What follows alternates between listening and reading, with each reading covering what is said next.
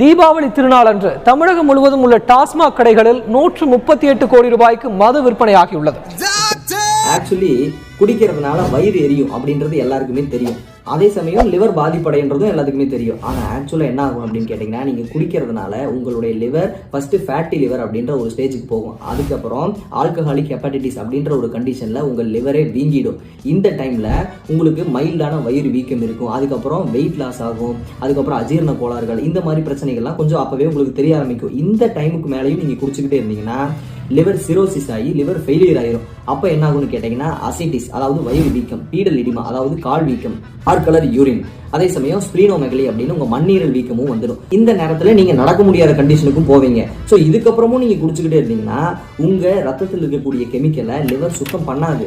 அப்போ என்ன ஆகும், இந்த கெமிக்கல் எல்லாம் மூளையில போய் அக்குமுலேட் ஆகும். அப்போ சாதாரண தூக்கமின்மை, ஒரு மென்டல் டிஸ்டர்பன்ஸ் ஆரம்பிச்சு கோமா வரைக்கும் போயிடுவீங்க. இதுக்கப்புறமும் குடிச்சுக்கிட்டே இருந்தீங்கன்னா நீங்களே போயிடுவீங்க.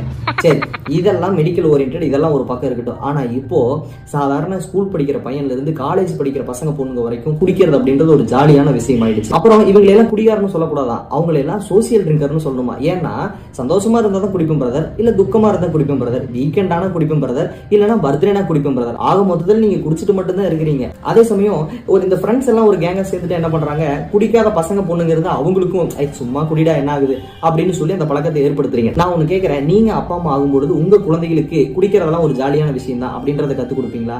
அப்புறையே உங்க நண்பர்களுக்கு மட்டும் அதை கத்துக் கொடுக்குறீங்க. அதே சமயம் இவங்க எல்லாம் குடிக்கிறது மட்டும் இல்லாம அதை குடிக்கிறது வீடியோ எடுத்து ஸ்டேட்டஸ் ஸ்டோரி போட்டு அதை கெத்து அப்படின்றத ஒரு பிம்பத்தை உருவாக்கிட்டீங்க.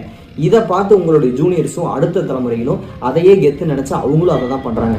ஸோ இதெல்லாம் ஒரு பக்கம் இருந்தாலும் இன்னொரு பக்கம் ஒரு கூட்டம் என்னன்னு கேட்டீங்கன்னா, எனக்கு டிப்ரெஷனா இருக்குது, நான் குடிக்கிறேன் டாக்டர், எக்ஸாம்ல ஃபெயில் ஆயிட்டா நான் கஷ்டத்தெல்லாம் மறக்கணும் அப்படின்னு நான் குடிக்கிறேன் டாக்டர் அப்படின்னு ஒரு கூட்டம். என்னைக்கு நீ உன் கஷ்டத்தை மறக்க குடிக்கிறியோ அன்னைக்கு நீ வாழ்க்கையில தோத்துட்ட.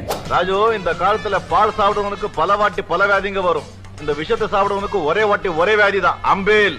கடைசியாக ஒன்று சொல்கிறேன், உங்களுக்கு இருக்கக்கூடிய பிரச்சனைகளை பிடிச்சி மறக்கணும்னு நினைக்காதீங்க, அதை முடிச்சு ஜெயிக்கணும் அப்படின்னு நினைங்க. வாழ்க்கை ரொம்ப அழகாக இருக்கும். அடுத்த தலைமுறைக்காவது குடிக்கிறது கெத்து அப்படின்ற ஒரு விஷயத்தை நம்ம எடுத்துகிட்டு போக வேண்டாம். இந்த வருஷம் தீபாவளி திருநாள் குடிப்பழக்கம் இல்லாத ஒரு தீபாவளியாக இருக்குன்னு நான் நம்புகிறேன். உங்கள் எல்லாருக்கும் என்னுடைய தீபாவளி திருநாள் வாழ்த்துக்கள். குழந்தையின் பாஷா புரிஞ்ச ஜாலிதான், அட ஜாலிதான் கூட இருந்தால்